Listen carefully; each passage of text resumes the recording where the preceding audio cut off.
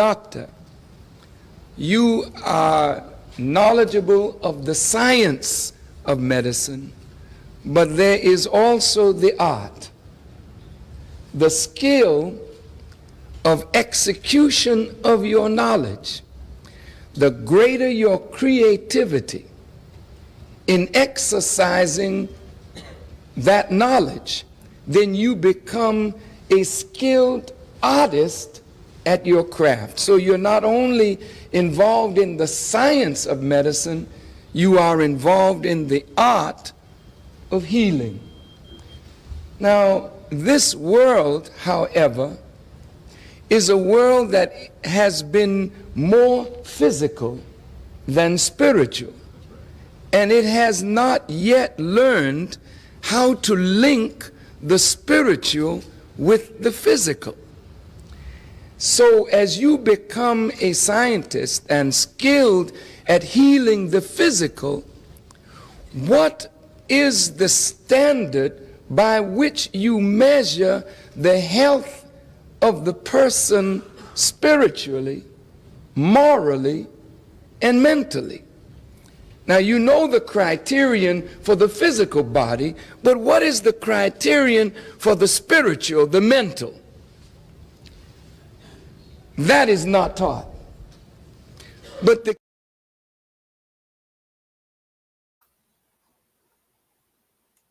Welcome, welcome, welcome. In the name of God, the beneficent, the merciful. Welcome to the How to Save Lives broadcast. Today's subject is palliative medicine, what you need to know for end-of-life decisions. Although we're going to go much deeper into palliative medicine, and we have our special guest who is an expert in hospice and palliative medicine, and we have Dr. Stacy Muhammad. Welcome. You're muted. Oh, I'm sorry. That's okay. There we go. Okay. Thank you so much. I'm so honored, and I truly appreciate the opportunity to come and speak with you and our audience about my field of medicine, my specialty. This is something that has been a calling to me, and I love to talk about what I do and how I'm able to help my patients. That's wonderful. That's wonderful. That's your ministry. Yes, ma'am. Yes, Okay. ma'am. Well, I'd like to give just a little brief background. She's very humble and didn't submit like her laundry list of bios. So very brief and to the point, but succinct. Dr. Stacy Muhammad graduated from McGovern Medical School in 1999 from the University of Texas in Houston, Texas. She completed her residency also at the University of Texas in 2002. Dr. Muhammad was in private practice from 2002 until roughly 2006. And during that time from 2006 to 2008, she was getting her knowledge and experience in hospice and palliative medicine, and she became board certified for hospice and palliative medicine in 2008. And that is where she is right now today in her field, as she says. She enjoys what she does. So, Dr. Stacy, welcome again. Yes, ma'am. Thank you. I wanted to just take a few moments, first off, to, as always, thank Almighty God, who we call Allah, but Almighty God for blessing me, from bringing me, honestly, from a childhood of poverty and a childhood of wonderful love and upbringing by both of my parents, who are now deceased, to be able to ascend to my present career as a physician. I've been able to, over these past 25 years or so, experience so much and be able to practice medicine in so many different uh, areas, from in home, in office, family practice. Traditional family practice is how I started my medical career. I was in my own private practice right out of residency, and I did that for a few years here in the Houston area, and later merged my practice with a larger practice. But then I also started to kind of moonlight and do some part-time work in the hospice and palliative care field. And somehow I seemed to really connect it. It really touched my heart in being able to take care of patients who, in so many ways, I felt that I was able to make such a tremendous difference immediately, and be able to get that immediate gratification that I'm really helping. I know it sounds corny, but I always wanted to go into the medical field because I truly wanted to help people. I wanted to be able, to help whatever their ailments were. So in family medicine, we were taught and trained from the cradle to the grave, as the saying goes. So I was able to, in my training, actually experience and train in obstetrics and gynecology and deliver babies, to pediatrics, to where I was able to take care of the babies from then until adulthood. I was able to take care of patients of all ages as an adult, and then eventually into geriatrics, where a lot of my patients were 65 and older.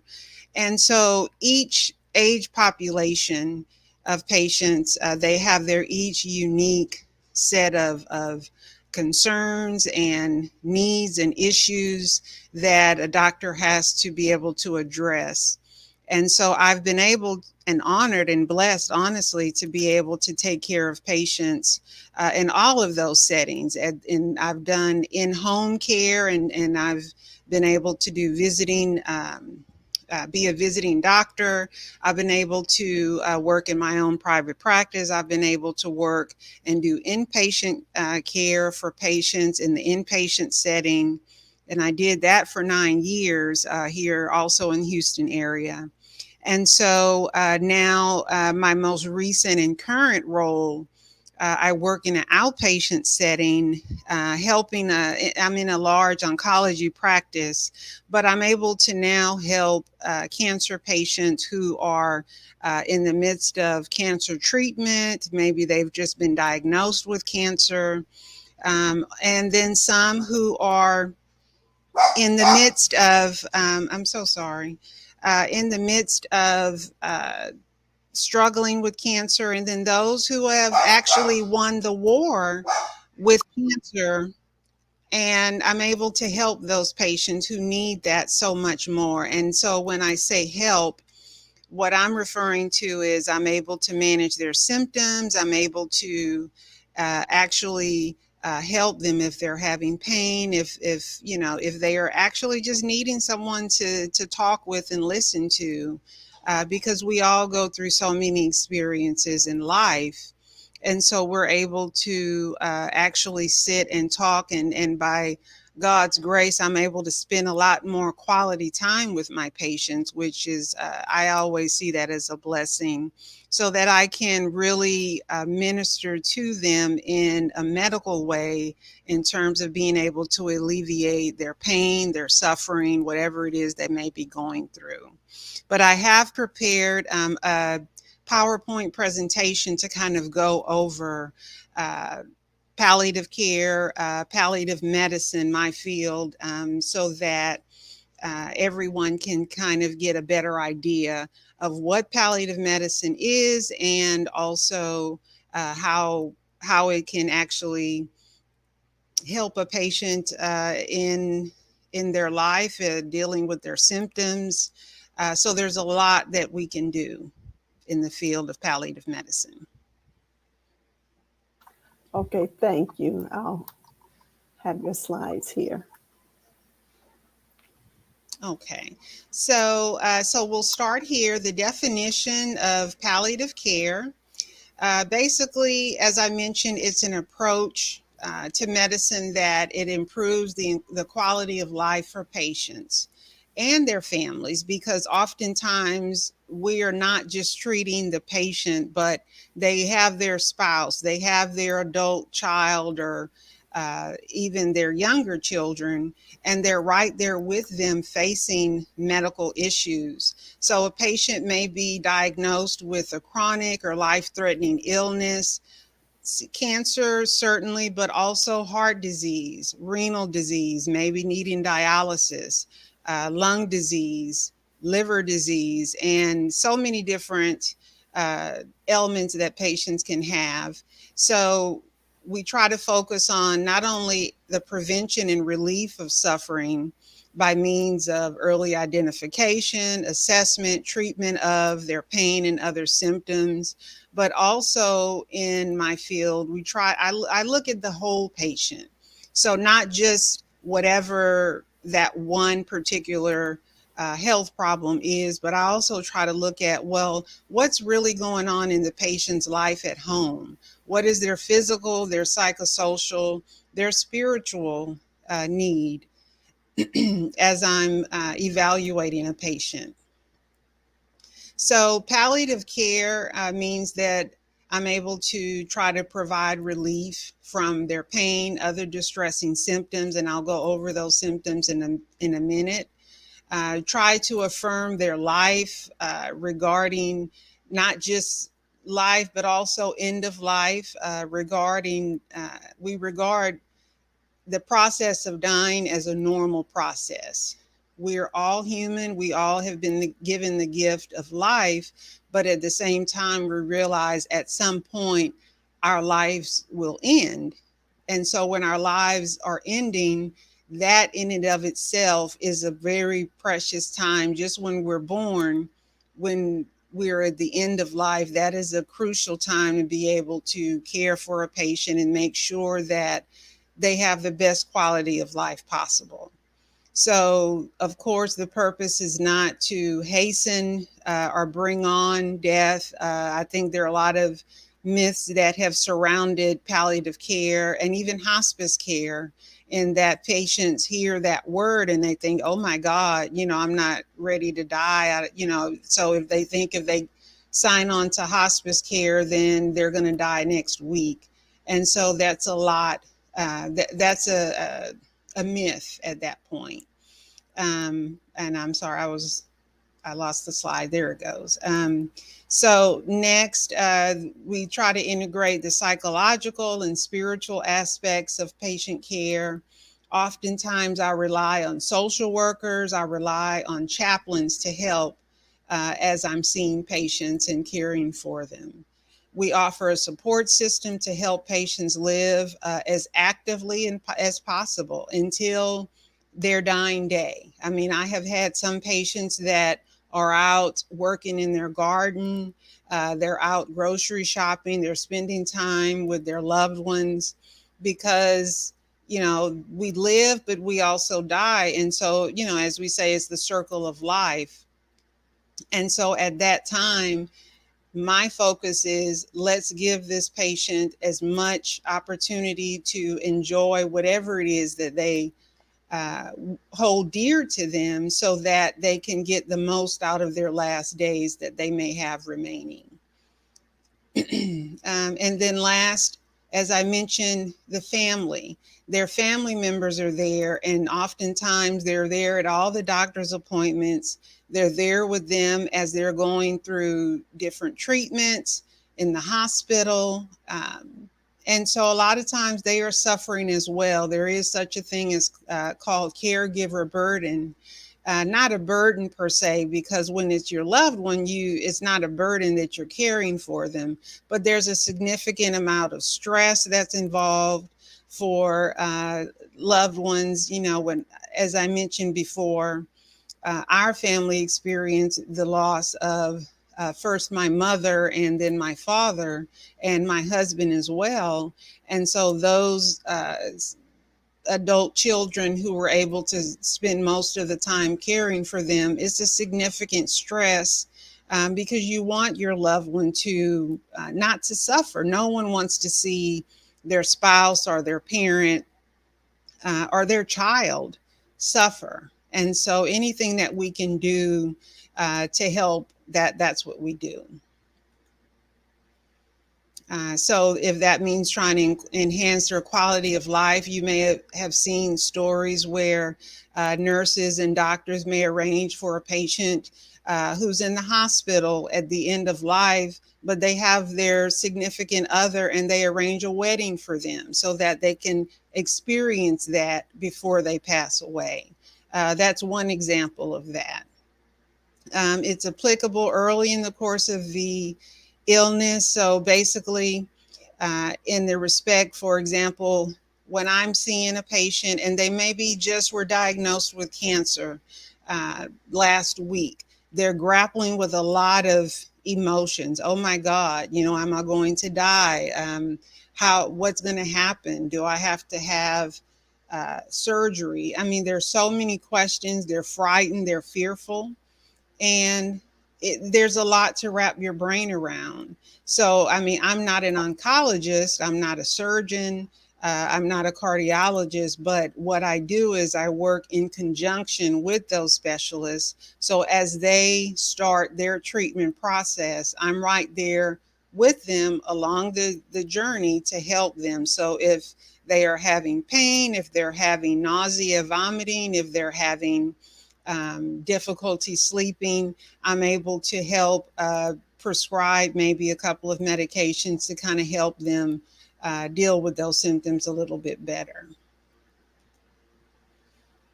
And so some of the indications, and this is for really anyone to know, because it's always good to know who really would benefit from palliative care.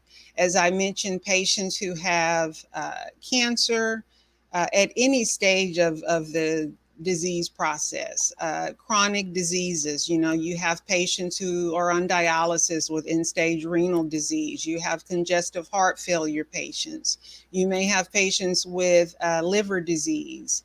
You name it, any chronic diseases, diabetes, hypertension, as you look towards the end stages of that, it's all connected, basically. And so a lot of our patients, a lot of people in our community, maybe they were a lifelong smoker and didn't stop smoking till 10 years ago. Well, it's a really good thing that they stopped smoking, but unfortunately, those years that they consumed tobacco or alcohol, and in other instances, it did some damage to their internal organs. And so now they're faced with a diagnosis that they don't want, and there's a lot of unanswered questions. Maybe they're having a lot of pain, they're having to go in and out of the hospital. They're trying to make some decisions as far as their goals of care. Goals of care meetings are very important. I did a lot of that in the inpatient setting in the hospital, and certainly during the COVID time, during that crisis, we did a lot of goals of care discussions with patients and their families, because we try to determine, first of all, in an emergency situation, what is it that you really want? Is a situation where if your heart stops, do you want CPR? Do you want intubation? Do you want dialysis if your kidneys stop working? These are all questions that people really need to think about. Not that it's pleasant. We don't want to think about it. Everyone wants to, really, I guess, like, for example, my mother, she was one of those individuals. She didn't really want to think about it, didn't want to talk about it. And I understand that, but at the same time, you have to be able to discuss this with your loved ones, because if that situation happens, unfortunately, then they need to know what your wishes are as well, because they often are the ones that ends up being tasked, and they're having those discussions with the doctors. Okay, so what do you want for your loved one? Your loved one may be lying in a bed, they may be on life support, and that's a very, very tough situation to be in. And I know that a lot of people who may be listening to this, maybe they've experienced it, maybe they know someone who has. And if you've never even had that conversation, that's a lot of pressure. And so we've dealt with that. You know, we had lots and lots of family meetings to kind of really talk through that, and really try to get to the heart of who's your loved one. What would they want if they were sitting here talking with us? Do they, you know, want to continue to try to prolong their life as long as possible?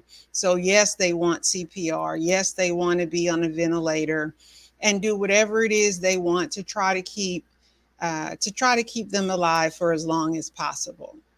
And then there are some circumstances where patients have said, you know, if it's my time to go, I'm good with God, I'm ready, let me go. Those are things that we need to be able to talk about with our loved ones. And so those are the conversations that we have. And when we say goals of care, that's kind of what we're referring to. That's regarding CPR. It's regarding setting up advanced directives. In the state of Texas, we have different paperwork that patients can sign outside of the hospital. But I know there are a lot of different states that, you know, there are different paperwork that, you know, patients can pretty much utilize in or out of the hospital.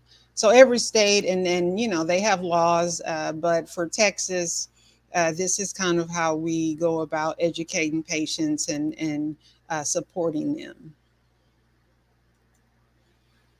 Okay, and so for, as I mentioned, patients who are having a lot of uncontrolled symptoms, patients who are having a lot of psychological distress, social distress, oftentimes what I have seen is patients who are in the prime of their lives, they're married, they have children, they're working, and suddenly they start having a nagging symptom. Maybe it's abdominal pain, or maybe their bowel movements or something's wrong with that. Maybe they notice they're starting to have a lot of shortness of breath, or they're just tired all the time. You know when your body is trying to tell you something. So in the midst of that, they go to the doctor or to the hospital, the emergency room, and next thing you know, they're faced with a diagnosis of, this could possibly be a life limiting illness. It could be a terminal illness. Maybe, but maybe not. So when you're going through all of these emotions, it's really important to be able to have part of your medical team that can kind of walk with you and kind of help explain a lot of that, and to kind of just uh, go through that process with you so that you know you're not alone. So, as I mentioned, with advanced care planning, it's important to be able to designate a loved one, a friend, someone who you trust to be able to carry out your medical wishes. So, as I mentioned, whether it's your spouse, a friend, a parent, someone who you can legally document, this is the person that I would like to make decisions on my behalf if for whatever reason I am incapacitated. So that would be called a medical power of attorney. It is a legal form. And like I said, different states have different forms, but that's the legal term. And so, if even before anything like that happens, it's always good to be able to have someone designated as your medical power of attorney in case of an emergency.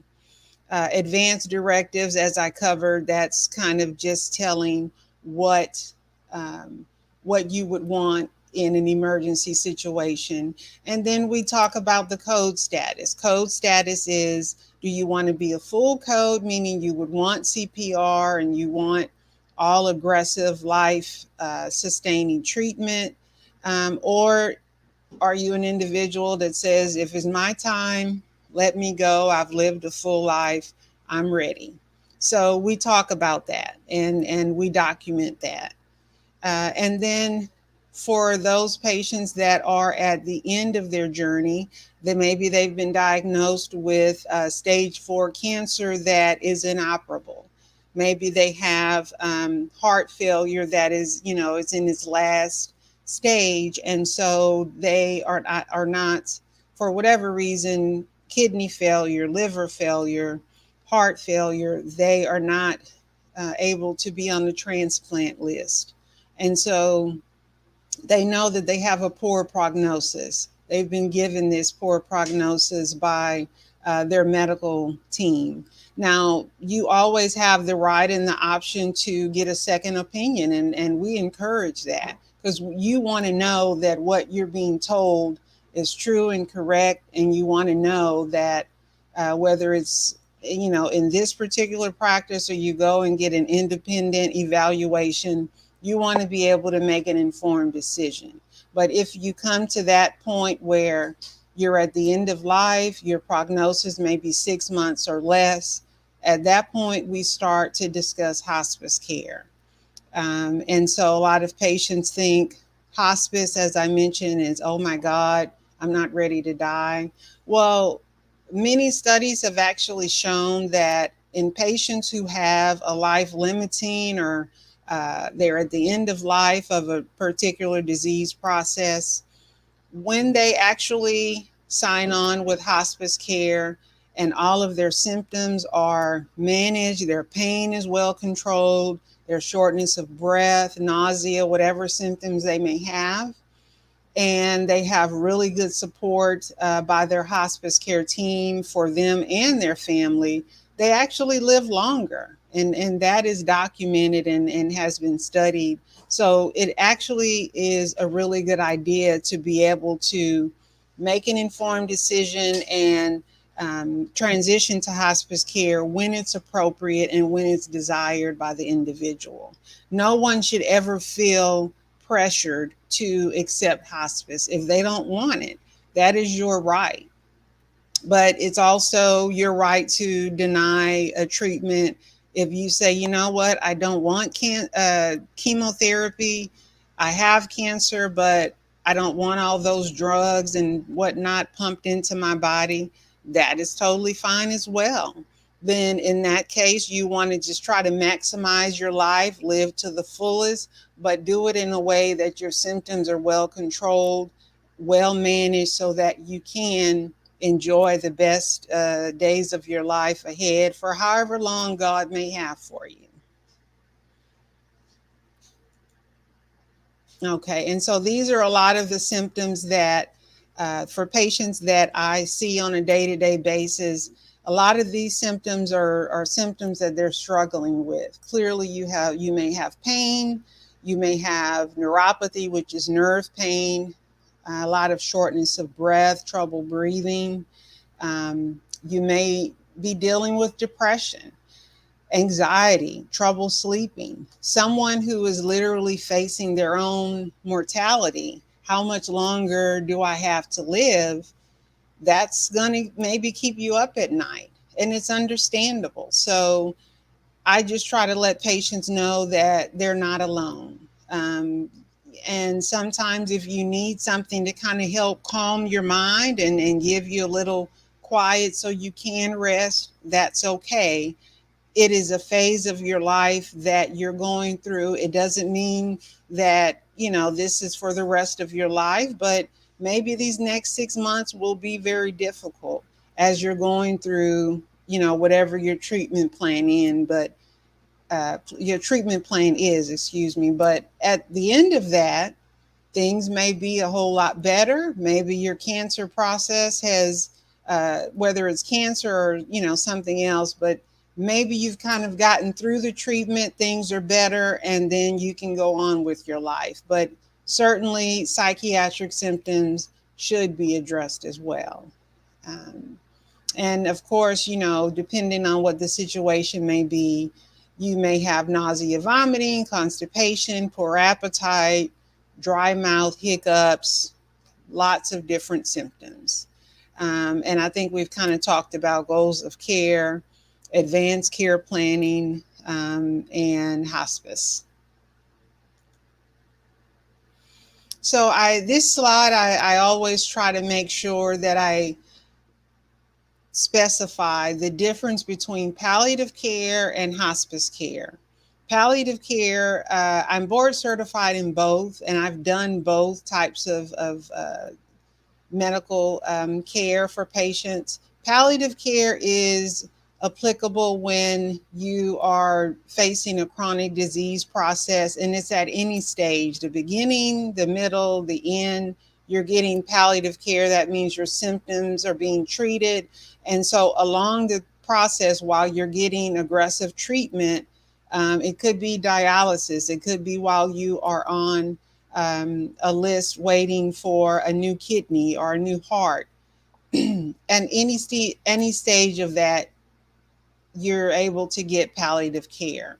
And during that time, for many patients, and hopefully you have these days, unfortunately, health insurance or the marketplace with Obamacare. You don't have to have a poor prognosis, it's not required. And then you can just continue aggressive treatment, whatever is recommended by your medical care team. During that time, you're able to get palliative care. With hospice care, as I mentioned before, hospice care is at the end of that process, end of the disease process, and your prognosis has been determined to be 6 months or less. And so you basically are not, once you sign on with hospice care, that means you've decided, or is not an option anymore for you to, for example, have dialysis, or maybe you no longer want to have blood transfusions. You no longer want to have where you're having to go in and out of the hospital like a merry-go-round because of pneumonia or, different infections. I've seen a lot of patients and families, they are so stressed because every week or two they're having to go back in and out of the hospital. It's a lot.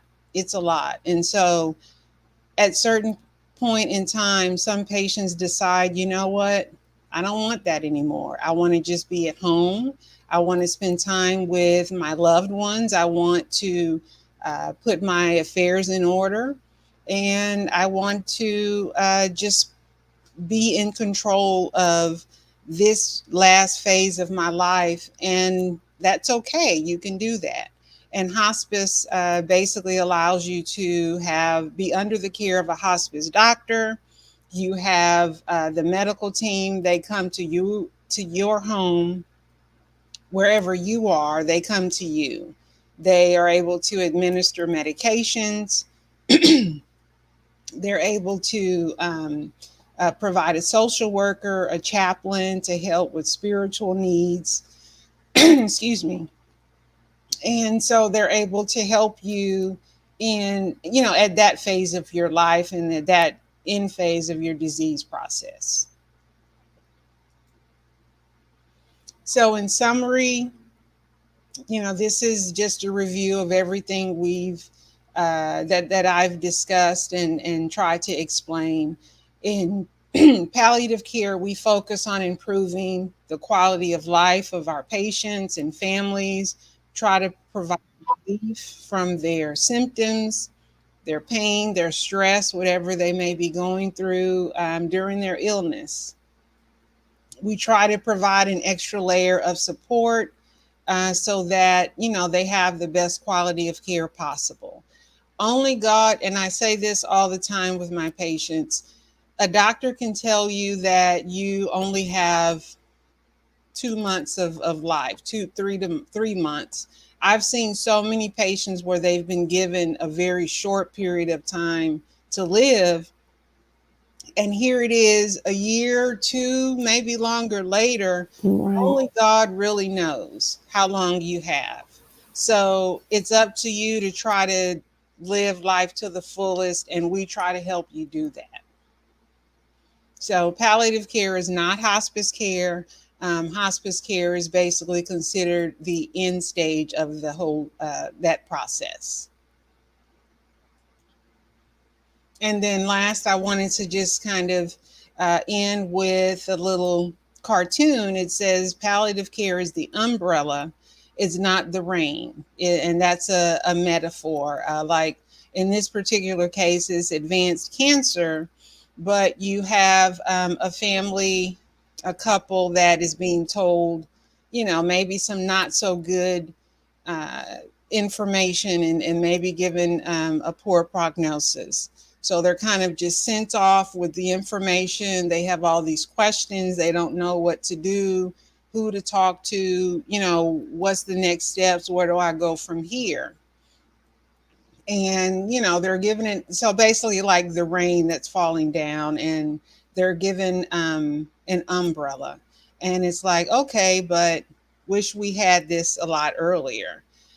That's kind of where palliative care is introduced at the very end, when maybe they needed that 6 months ago.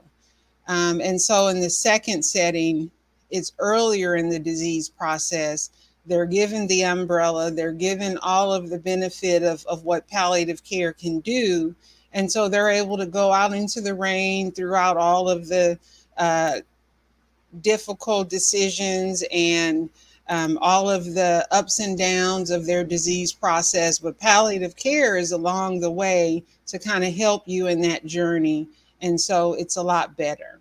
So they're able to say, yes, we're glad we got it a lot earlier.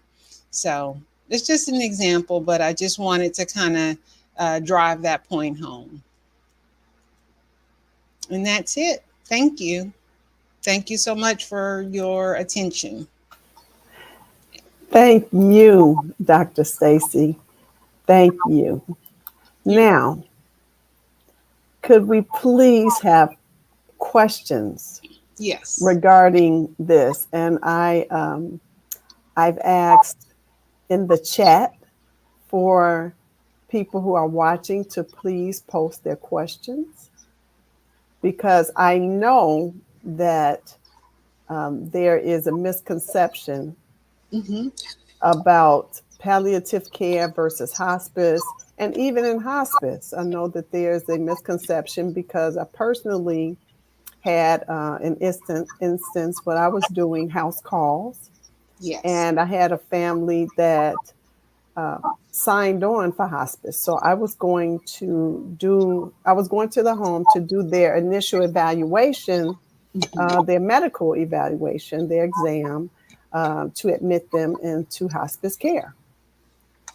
And during that time, the the the patient was like, okay, when it's time to go, if God says it's time to go, it's time to go. I'm good with it. But then her daughter stated to me, was stated right, in front of her mom, well, I thought that you wanted to have um, you wanted to still have some of your tests done. You still wanted to have nutrition. So there was a disconnect there. Right. Right. So then I had to say, okay, well, do you want those things? I had to confirm that, because if she's in hospice care, receiving hospice care, Mm-hmm. then that needs to be determined, because in hospice versus palliative, Right. hospice, there are no heroics per se. We're not going to do chest compressions and all of that, and not going to give any life-saving treatment. And but her daughter wanted labs done and wanted um, um, infusions and all of those things. So Mm-hmm. I understand that there is a misconception even after there is a sit down with the service. Sometimes there's Right. still like maybe a disconnect. So, I had to contact the service and say, maybe you want someone to come out and kind of talk with them again, not over the phone. Come Right. out and sit with the family and maybe bring some other tools that they can see, whether it's paperwork, whether that, just bring something to Right. help them to understand, because, there's a disconnect here. So And for my, that's why I mentioned it's so important to have your family and your loved ones involved, and so to let them know what your wishes are, so that once you get the information, you're able to make an informed decision, and also your family knows what your decisions are. Communication is very important. as they say, communication is key. Yes. Communication is key to every aspect of any relationship, whether it's medical, whether it's personal. It's very important, very important. Now we have Mr. Yusuf Muhammad. He said that this is the first time ever hearing of this. See, this is a reason why when we reconnected, Dr. Yes. Stacy, that I said, you know what, that is an area that I had not listed as a potential for a broadcast. And Hmm. when we reconnected, I said, oh, this will be perfect, because I know plenty of people Hmm. that do not know what palliative care and hospice is. And we have that, again, that disconnect at when you're at a crossroads. Right. There's a disconnect in our community in particular. In particular, in the Black community, many of us, we want to live forever. I Right. do, you do. I mean, no one wants to think about, the end of their life. No one wants that. It's scary. It brings about a lot of emotion. But when you look at it objectively and think, we all come in, but we all have to leave at a certain point, you put certain things in place, you talk with your loved ones, so whenever that time comes, it's like, okay, God, I'm ready. Whenever you want to live as long as you can, you may live to be 100 and beyond, but at some point, Allah, God calls you home. And so when He does, then you're ready. Your family, they may not want to let you go, you don't want to go, but you try to do it in the best possible circumstances. Absolutely. Very well put. And here we have Darlene Muhammad, my colleague, my friend of many years. She states, Assalamu alaikum. Thank you, Dr. Stacy. Are there specific community resources for those loved ones who are grieving the loss of a family member to cancer? And how do we begin to process the loss? Well, that is, we call it the bereavement process. And, first off, if there are two, I guess, levels of answer. First, if they were on hospice care, hospice companies continue to cater to and give bereavement for support for family members a whole year after their loved one has passed away. A lot of people may not know that. I didn't know that. Yes, and so that is another benefit that hospice companies can give to their loved ones. The patient, it's not just they kind of just the patient dies and then they just wash their hands of them. No, they continue to have a responsibility Mm, for the patient's family. They have support groups, they have bereavement resources, that counseling, different things that they can help with the loved ones and the family members for patients. mhm. And that's, whether it's cancer or any other cause of death. Processing the loss is hard. As I mentioned, I lost my mom, I lost my dad, my husband, the same.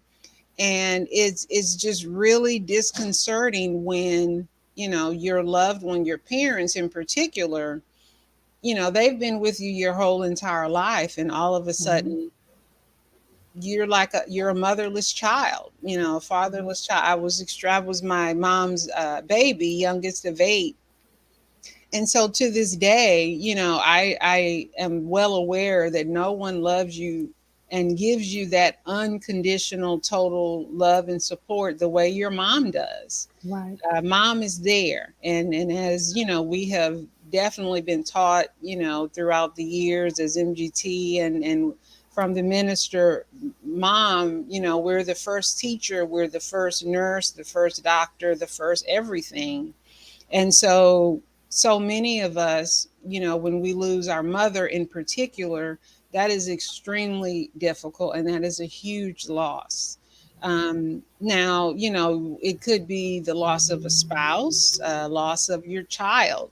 The loss of a child, that's on a whole other level, and we probably all know some who have lost a child, and that's just, the grief is unimaginable. And so yes, there are definitely community resources in your local community. You can always go online. I always recommend go online and find grief support groups. There are others who are out there going through the same thing you are, and it's good to connect with those individuals so that you can kind of have that support. You may feel like, well, I'm the only one going through this. No, you're not. There are others out there who, especially these past few years, so many people lost a loved one or multiple loved ones due to COVID. It's been very devastating, and we're having a lot of mental health challenges in our community as a result of that. So this is a very crucial time, and so we have lots of people who are going through experiencing loss, grief, who need that bereavement and that support and that community. So there are support groups, I would say, in any whatever city or state you're in, you should be able to, through social media, um, even just Googling. I've done it before, just Googling, what support group is in your community that you can reach out. Sometimes it doesn't have to be in person, it could just be a Facebook group. That in and of itself can help as well. Okay, thank you for that. I if there are those in Chicago, and I believe there are 6 or 7 other major cities for Gilda's Club. Gilda's Club, I personally uh, take yoga there, and they have events where they invite those of us who have family members who actually passed away from cancer, or who suffer cancer. They give a tremendous amount of support. So again, if you're in Chicago, New York, I think they may even be in Houston. The late Gilda Radner from Saturday Night Yes. Live. Yes. She passed away from, I believe, metastatic ovarian cancer. Hmm. And her husband, Gene Wilder, he set up a foundation and areas where he wanted those who were suffering, or and their families that were affected by cancer, to receive free services. So they offer free services. You don't pay for any of the services. They do yoga, meditation, bereavement groups. They do cooking demonstrations. They have Yes. outings. So those I know about that. Right. And um, most of the major teaching hospitals that have cancer, Yes. wings, or units where they're doing cancer therapies. Yes. They have also services there. They have a wealth of services there. Those that say I'm a cancer center, well, those cancer centers have Mhm. services Right. connected to those Right. um, to those centers. Okay. Right. And here in the Houston area, I think a lot of people know they come from all over the world, honestly. And MD Anderson is one of the Mhm. largest cancer centers in Yes. the world. So Yes. they have a ton of resources. So if you are in the Houston area, uh, they, and like I said, people come from all over. So a lot of people come to Houston to go there. Um, my particular practice, and then there are others, but there are so many resources for cancer, but not just cancer. Many, like I said, many patients who, I'm sorry, family members who have lost someone. There are just a lot of resources for people who have experienced loss. And then in particular, there's another organization. It's called Bo's Place, BO apostrophe S Place, here in the Houston. And it is specifically designed for children who have lost their parents, uh, in any way. They have lost a parent. So this is a child who, basically is experiencing grief from loss, and so Bo's Place caters to children. Mhm. And it's a community resource. We always try to let, anytime I have patients who have children and their child, well, put it like this: I have a patient. They have a poor prognosis. They've been, declared, whether they are on hospice or not. They don't want hospice. We always try to give them information about Bo's Place because it can help. Their loved one can bring the children so that they can talk to them in a way that is unique for children to understand what mom or dad may be going through and what may be coming up ahead, so they can have a better understanding. And so during their bereavement process, they can heal and have a much better outcome.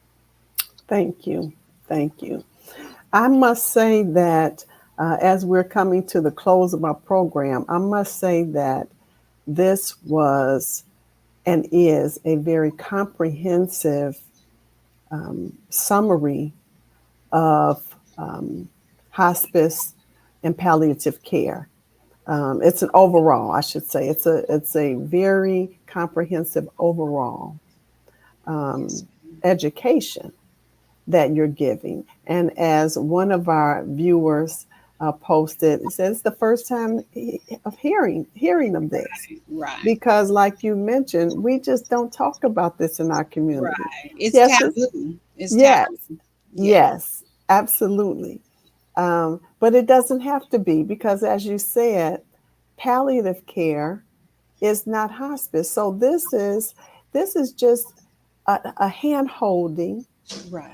during the process of maybe a difficult comorbid Mm-hmm. condition Mm-hmm. that may be causing pain, or the symptoms are really troubling and bothersome. Right. Right. So it's not end of life.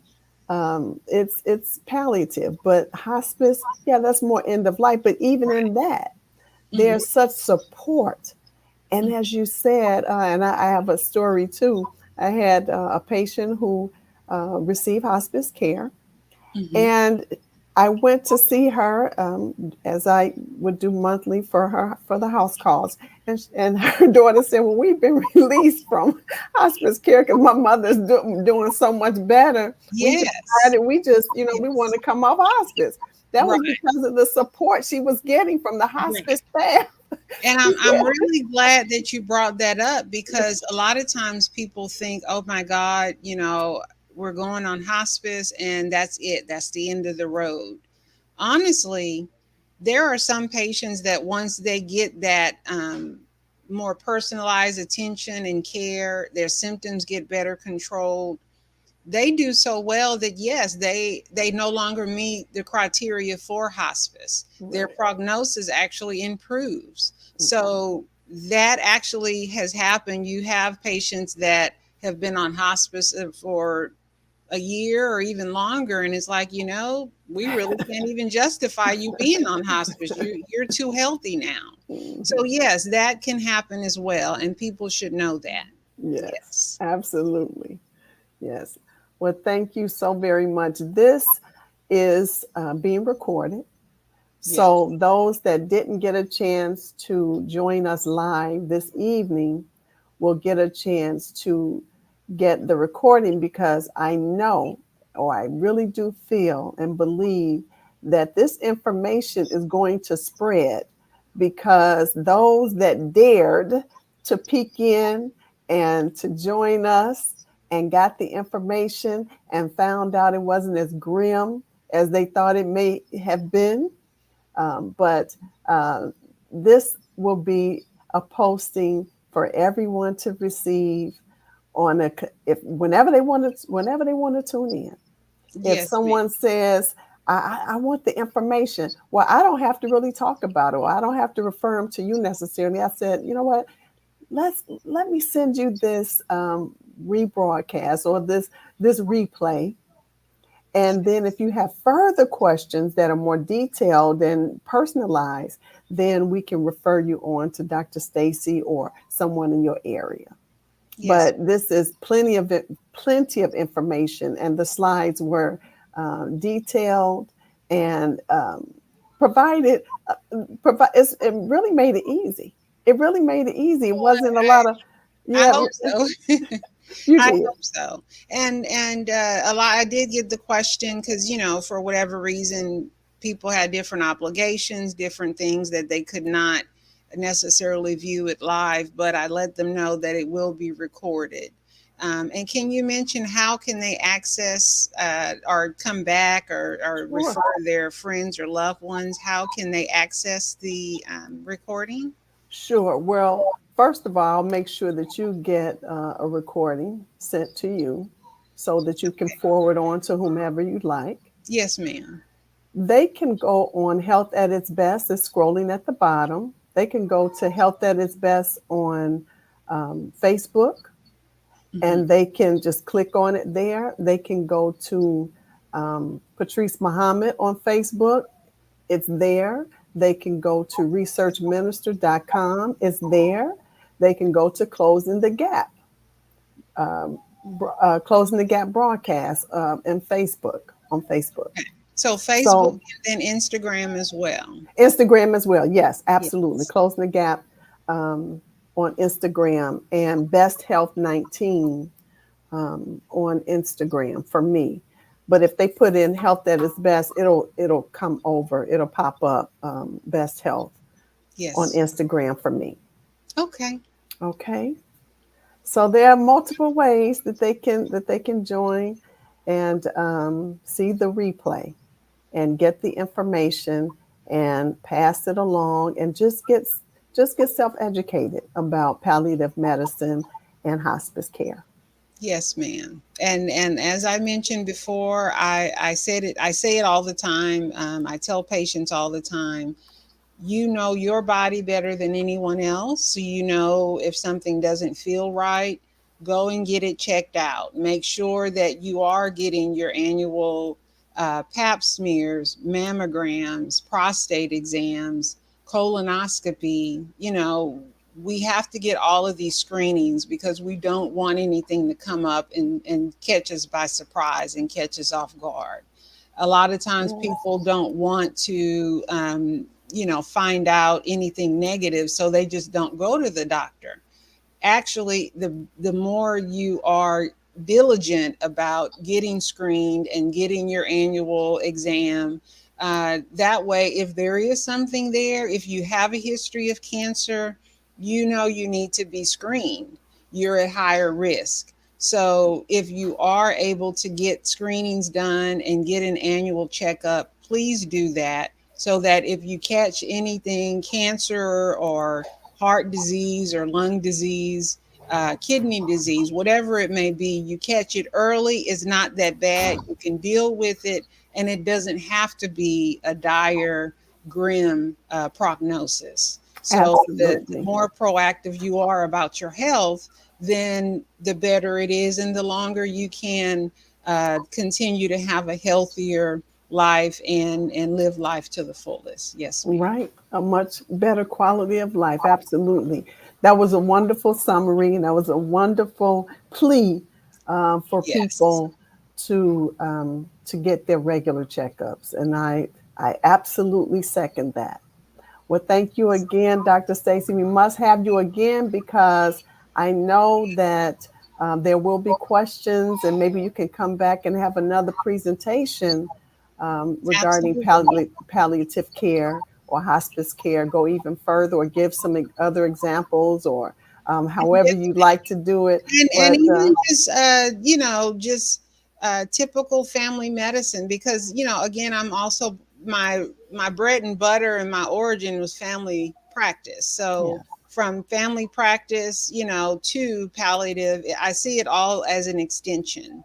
And so I'm definitely able, and we can discuss many different topics. absolutely. Yes, Okay. ma'am. Well, thank you. You're welcome. Well, thank everyone for joining us to hear Dr. Stacy Muhammad on palliative and hospice care, palliative medicine and hospice care. And again, you can join us or get the rebroadcast on at Health at its Best Facebook Live, Closing the Gap on Facebook Live, researchminister.com, Patrice Muhammad. So there are just a few. So thank you again, and we look forward to you all next week. Dr. Stacy, thank you so much again, and have a wonderful rest of your evening. And you do the same. And thank you so much for inviting me. I truly appreciate it. Thank you. The pleasure was all mine, ma'am. Thank you. Yes, ma'am. Good night, everyone. Yes. Thank you for joining. Okay.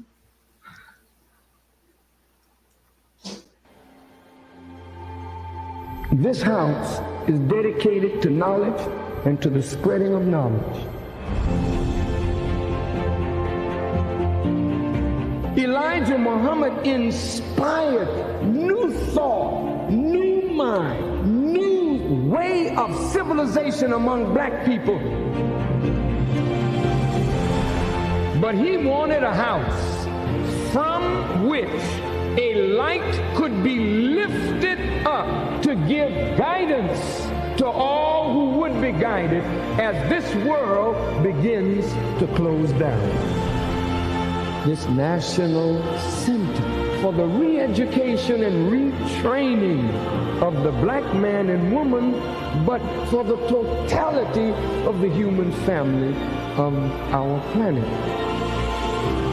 I named this mosque after the only woman that the Quran names a chapter after, the mother of Jesus, Maryam. All human beings need to be re-educated. That is the purpose of the National Center.